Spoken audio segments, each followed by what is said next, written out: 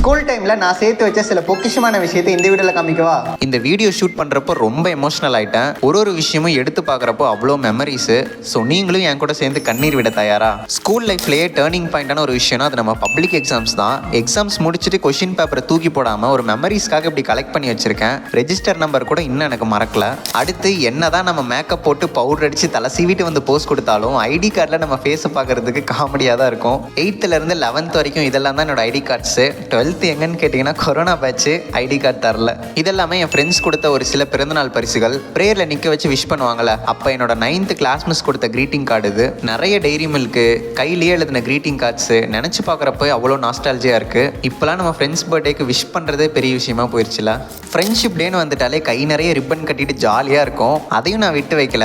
இன்னும் பொக்கிஷம் மாதிரி அந்த ரிப்பன்ஸ்லாம் பாதுகாத்து வச்சுருக்கேன். நான் சரியான காமிக் பைத்தியம். லைப்ரரியில் ஒரு காமிக் விட மாட்டேன். நானும் பெரிய காமிக் ஆர்டிஸ்ட் ஆகிறேன்னு 6th படிக்கிறப்போ வரைஞ்சது இது.